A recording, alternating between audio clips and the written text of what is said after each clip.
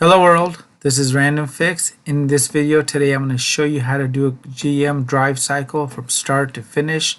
I'm going to give you guys some pointers and explain this whole process to you guys. However, if you don't have a General Motors vehicle that's 1996 and newer, I'll have a video for your make in the description box below. So if you have a Honda or Ford, check down there and you'll find a video for your particular vehicle. And also, you want to check out the complete Smog's playlist. That will break down everything in the Smog process in case you're stuck on a particular component and you just can't get your head around it. It'll be listed on this playlist. Thank you. So in today's video, we're going to be doing the drive cycle procedure for a GM vehicle.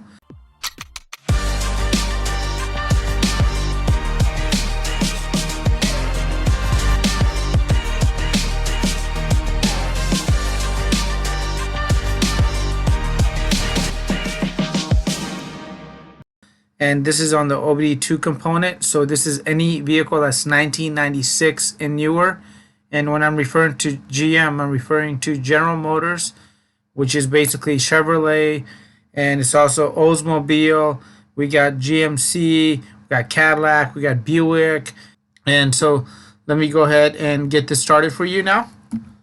So the first thing we want to go ahead and address is safety when you're doing a GM drive cycle procedure. So make sure you obey all local laws, and whenever possible try to go ahead and do this test in the early morning hours or later at night when there's less traffic on the freeway, or if you could find a backcountry road.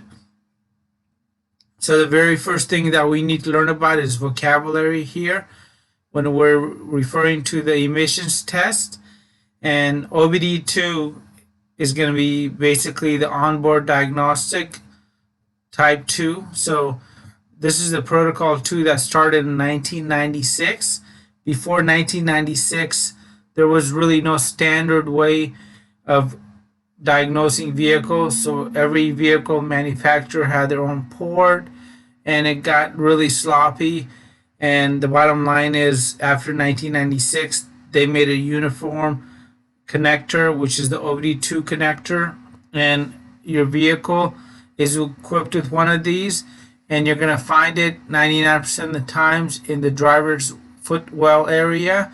And these little OBD2 readers that connect to here are under 50 bucks. You can get a decent one for 20 bucks, and I'll have links to those items in the video box below. So if you ever see the word DTC come up, you'll know exactly what it is, and it stands for Diagnostic Trouble Code. And there's two types of diagnostic trouble codes. One is a pending code, and the other one's a hard set code. And a pending code is one that the computer is aware of, however, it hasn't triggered your check engine light, versus a hard set code, which basically is a little different because the computer on the hard set code knows about the problem, has verified it, and has triggered your check engine light. And certain hard set codes take just a few seconds to pop back up, and other ones take hours and days of driving to go ahead and set. And one of the reasons is because if a code is set by something such as faulty or damaged wiring from an oxygen sensor, that's going to trigger the code right away. So just be aware of that. And we have this MIL, and this MIL basically is a malfunction indicator light, also known as a check engine light, service engine light, service engine soon light, etc. And when you're using your OBD2 reader, and the scan tool is going to let you know what monitors are complete or incomplete. And if it says OK, that basically means that it's complete, it's set, and it's ready. So all these are the same. And if your scan tool says incomplete or INC, basically that's incomplete, unset, not ready. Or if the scan tool says NA, basically that's not applicable and it doesn't apply to your vehicle. So focus on the monitors that are incomplete. We have oxygen sensor, And on most vehicles are 1996 and newer. For example, we have a pre-cat or upstream oxygen sensor. Then you have the catalyst right in the middle, and then right after the catalyst you have a post-cat or a downstream O2 sensor or oxygen sensor. And these two work together to basically detect the efficiency of the catalyst, and we're going to talk about that a little bit later. We got the EGR, basically, which is the exhaust gas recirculation. We got the the CATs, the catalysts. These are basically all just acronyms for the catalytic converter. And the catalytic converter itself is the part, and the CAT is the monitor on the scan tool. And we got the Evap system here. And the Evap system is the evaporative emissions control system. And basically, this keeps the fumes out of the atmosphere, in short. And when it comes down to smogging your vehicle, there's really no requirement as far as the gas level on general motor vehicles. However, just from smogging vehicles over the years, I would suggest you keep the level between 50 to 75%. This is not a requirement. And you want to park your vehicle on level ground whenever you're doing the test. Ensure you have a good battery and the alternators in good condition. And double check the doors on the vehicle. Make sure they're locked the night before.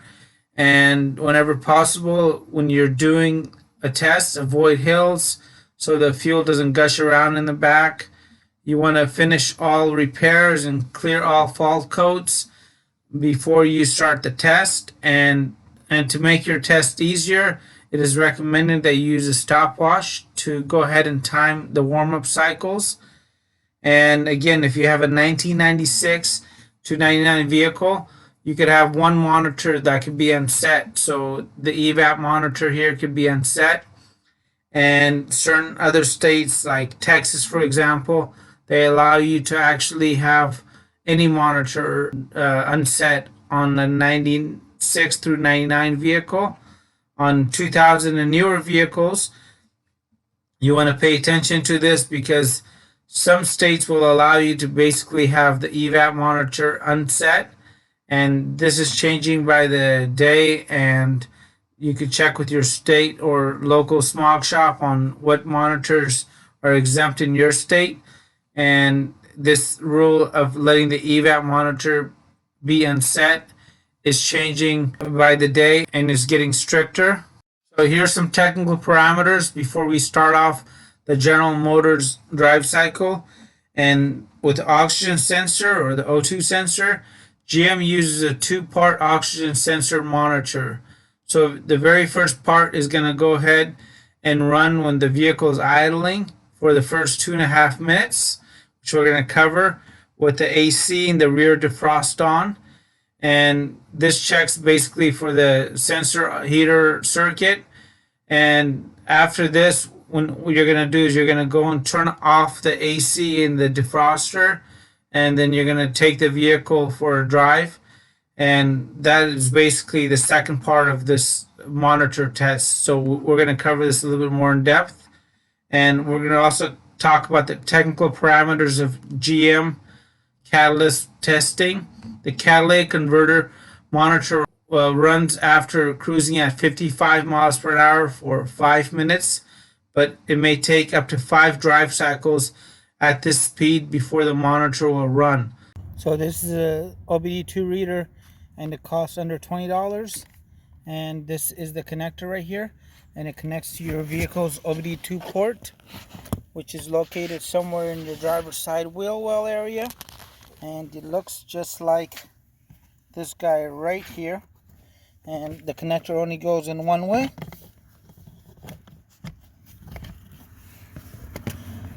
When you plug it up, you should automatically get power to it. And you want to make sure that the ignition is on with the motor off and the check engine light is on. Now you could go ahead and check the monitors. So this is the actual drive cycle. We're going to start off with a cold start. And in order to be classified as a cold start, the engine coolant temperature must be below 122 degrees Fahrenheit and basically within 11 degrees Fahrenheit of the outside temperature. So it's going to look at the coolant temperature and the outside temperature and make sure there's only 11 degrees or less of separation. And then it's going to allow this cycle to be counted as a cold start. And you want to make sure that the key was not in the ignition before you do the cold start, as the oxygen sensor diagnostics will not run. The next thing you're going to do once you start the vehicle is you're going to let the vehicle idle for 2.5 minutes with the AC and the rear defrost on. And the more electrical load that you can apply, the better. So turn on the headlights as well. And this will run the O2 oxygen sensor, heater, passive air, purge, no flow, misfire, and if closed loop is achieved, it'll run the fuel trim as well. So this is very important, so time it and make sure you got that AC and the rear defrost on. Step 3, you're going to go ahead and turn off the AC and the defrost and the headlights if you turned those on earlier, and then you're going to go and accelerate to 55 miles an hour at half throttle. And what this is going to do is going to go run the misfire, the fuel trim, and the purge flow diagnostics. Step 4, you're going to go ahead and hold speed steady and maintain a speed of 55 miles an hour for 3 minutes. So again, use a timer, and this will run the O2 sensor responsiveness tests, the fuel trim, the air intrusion, EGR, purge, and misfire diagnostics. Now you want to go ahead and decelerate. So let off the gas, but do not touch the brake or downshift. And it is very important that you let the vehicle coast to under 20 miles an hour. And this will run the EGR, the purge, and the fuel trim diagnostic parameters. Step 6, we're going to go ahead and accelerate. And this time, we're going to accelerate at 3/4 of throttle until 55 to 60 miles an hour. And this is going to perform the same diagnostics as in step 3. Step 7, we're going to go ahead and hold speed at 55 miles an hour for 5 minutes this time. During this time, it's going to run some of the same diagnostics as in step 4. It's going to check for the catalyst monitor as well, if you did the drive cycle correct. And if the catalyst or catalytic converter is borderline in performance and the vehicle has lost battery power, maybe due to a weak battery or change the battery, it may take up to 5 drive cycles to complete this. Step 8, you want to go ahead and decelerate. Same exact thing. You want to get to under 20 miles an hour. Don't change gears, don't shift, don't touch the clutch or the brake. And congrats. By doing this, what you've done is you should have set all the monitors on your vehicle. Now you could go ahead and check the monitors, and if any of them are incomplete, you could go ahead and focus on the ones that are incomplete. So if any monitors are unset, you want to go ahead and use the OBD2 reader and just focus on those particular monitors. And again, I'm going to cover this a little bit more depth with you guys in the video towards the end on what monitors set normally in what order. So I'm going to give you guys some helpful pointers to help you pass this test the very first time and why you should pass the very first time. Hey guys, really quick, if you're finding this video to be helpful and you're enjoying the content, please consider hitting that thumbs up button and subscribing to the channel as well, as it lets YouTube and me know that I'm doing a good job and bringing you guys value content. Thanks. And if your vehicle is a 96 through 99 vehicle, you're going to have to get this vehicle tested on a dyno with a gas analyzer. So this is that little probe that they put in the exhaust pipe, and they're going to test the gas cap. They're going to pressurize your fuel systems. And if your vehicle is 2000 and newer, they're just going to check for the OBD2 readiness, and they'll also go ahead and put your vehicle through what all vehicles are required to do, which is they're going to check the vehicle visually, make sure there's no cracked intake lines, there's no altered parts such as intakes, throttle spacers, missing catalysts.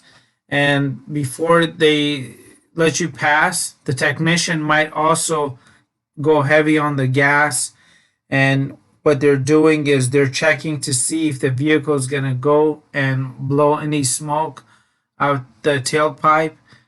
And remember, for example, here in California on gasoline powered vehicles, 96 through 99, you could have one monitor that's incomplete. Currently, it's the Evap, and it's always changing. Make sure there's no pending or diagnostic trouble codes or set diagnostic trouble codes.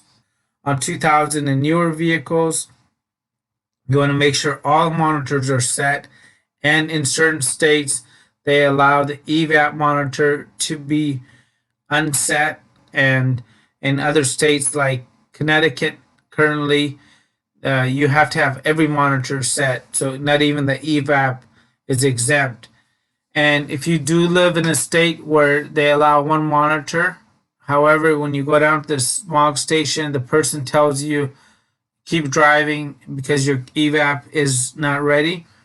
They're doing that because the technician actually gets dinged a point from their local state automotive bar authority or whatever mechanism you have in your state for passing a vehicle with an incomplete Evap monitor. So what I do is I just go to the next Smog station and I get my vehicle to pass if that happens. And I assume if you're watching this video, it's because you either are selling your vehicle or you're renewing your registration. And I wanted to address something really quick. It is the seller's responsibility to give the buyer a valid Smog certificate. Usually that's completed within 90 days of the sale. And this obligation of the seller cannot be waived or passed on to the buyer, no matter what kind of form you have the buyer sign or if you write as is on there, as this is a state law in most areas. And if you do want to sell your vehicle and it does not pass Smog, you can sell it to a dealer or a dismantler. By selling it to a dealer or dismantler, you'll keep yourself out of hot water, because if the issue ever goes to court, a judge will most likely rule in the buyer's favor. And no matter what you wrote, you're not going to have any way around this. And as I've told you guys in other videos, always make sure you check the vehicle for with the OBD2 with scan tool before you buy it to make sure all the monitors are ready. And if you guys know of a quick check for General Motors, please comment down below. Let me know, because I would love to make a video. They have a quick check on Chrysler, Dodge, Jeep, Fords, Hondas have them. I don't know of any procedure for General Motors, so if you do have one, please share. And if you do run across a vehicle where the monitors are not set, 99% of the time, somebody's went through and purposely erased the data because the check engine light was on and they didn't want you to know about it. And from my experiences, 1% of the times when the monitors are not set, it can be caused by a dead battery or a battery swap, and the chances of that happening are really slim. However, you still need to address why the battery is dying in case you do run into a situation where you feel the person is being completely honest with you and it is just a simple battery. Maybe you want to go there the next day and do a cold start on the vehicle to see how it behaves when the vehicle first starts, because I will tell you a lot about the vehicle. So I made a list of what order the monitors normally get ready in. And so when you first start the vehicle, the O2 heater monitor gets ready first. Then your oxygen sensor will get ready. And remember, the oxygen sensor basically is two components. There's a pre-cat component and a post-cat component. which I'm going to show you guys in a diagram really quick coming up in a few slides. We got the EGR. This will normally set after these two have set. And we got the catalyst right here. And the catalyst normally sets after the O2 sensor set. So if you ever run into a situation where your catalyst monitor is not getting ready, you want to go and focus on the O2, because most likely the O2 sensor is not ready. And the last monitor to normally set on most vehicles is the Evap monitor. So be patient with this. And again, I didn't see any technical notes and from my own experience for GMs as far as the gasoline level requirements. I would, however, keep my gasoline level about 50 to 75% and park my car on level ground whenever I am trying to go and get the monitors to set for the emissions. So I have a couple of diagrams here. So on a typical 4-cylinder inline motor, it normally has 2 oxygen sensors in 1 catalytic converter. So we can look at this diagram here. Here we have an inline 4-cylinder, and the exhaust comes out, and the exhaust then makes its way by the first upstream O2 oxygen sensor, and this is known as the pre-cat oxygen sensor. And then we have the catalytic converter here. And then right past the catalytic converter, we have the oxygen sensor, which is the downstream oxygen sensor or the post-cat oxygen sensor. And these two sensors basically work together to measure the efficiency of the catalytic converter. That's why it's really important to make sure that your oxygen sensors are working correct and they have correct connection and there's no corrosion around the connectors before you start swapping out expensive components such as the catalytic converter. Once the exhaust makes it past the downstream oxygen sensor, it can go through a little silencer or resonator here, and it goes and makes its way out through the muffler into the exhaust tip and into the atmosphere. So that's why this catalytic converter is highly prized. And if you guys are running into a P420, P430 code, I'm going to have a link down below on where you can get an oxygen sensor for cheap, for dirt cheap actually. So check that out below and I'll share that with you guys. And on a V6 motor, you can have 3 or 4 oxygen sensors plus 1 or 2 catalytic converters. So I'm going to show you guys that right here. So here's an example of a V6 motor, and we have 3 cylinders on this side and 3 cylinders on this side. I hope you find this diagram to be helpful, because whatever side cylinder number 1 is on, that's the side you're going to call bank 1. So if you scan your vehicle with the OBD2 reader and it gives you a trouble code, and you look up what that trouble code is and it tells you that it's sensor 1 bank 2, you would know that it's letting you know there's something going on with this oxygen sensor that you need to further investigate or possibly replace. And again, we have another example here. And in this example here, since the cylinder number 1 is located here, this will be bank 1 here, and the other side will be bank 2. In this diagram here, we have another V6 motor where we have 3 cylinders on this side and 3 cylinders on this side. This is going to be bank 1. And in this example, we have 1 oxygen sensor, 2 oxygen sensors, 3 oxygen sensors, 4 oxygen sensors, and we have 1 catalytic converter here and 1 catalytic converter here.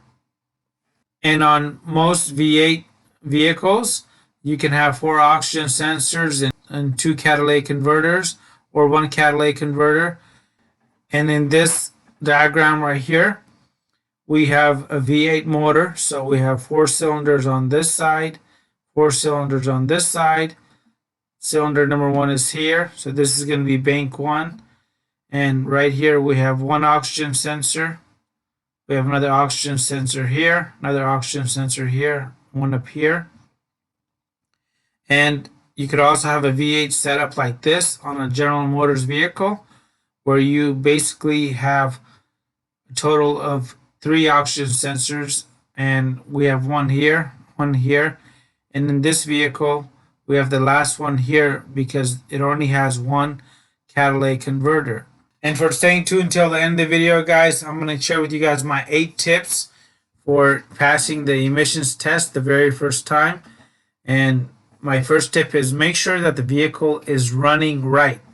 So if your vehicle needs repairs, make sure you seek repairs first before testing, as any failed data will be reported to Carfax AutoCheck, and this can possibly reduce your car's value. So if I was a car buyer at a car dealership or even private party buyer, and I saw your vehicle failed an emissions test 3 times, I would probably pay less for that vehicle compared to another vehicle that didn't fail the smog test. And especially with the $20 OBD2 reader, we can ensure that the vehicle is going to pass the very first time.